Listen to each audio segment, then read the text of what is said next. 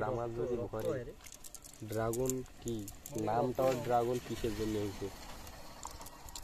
Dragon বড় প্রাণী না, ফলটাও বড়, এর মতো ভিটামিন কোনো নেই।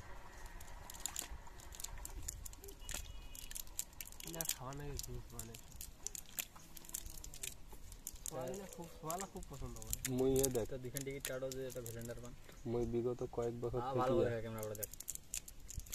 12 মাসে 12টা ফল খাবার লাগে না, আমি ড্রাগনটা মিস দাও না, একটা হলেও খাও।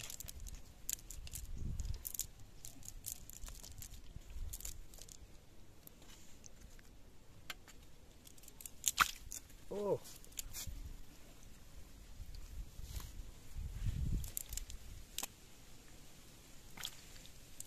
What fish? কই Koi fish. এটা হলো ষাটি ফিশ।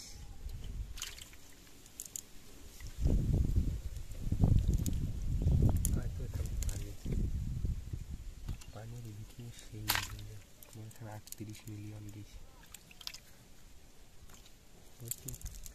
হ্যাঁ, $2400। হ্যাঁ, ওই দিন মুখে টাকা উঠে গেছে ফাইনের সাথে দেখা, মই অ্যামাউন্টটা কোনো 2,56,000। ফাইন ভাই হোটেল মধ্যে 15 ওই দিন। ওই যে পকেট খরচের জন্য উঠেছে।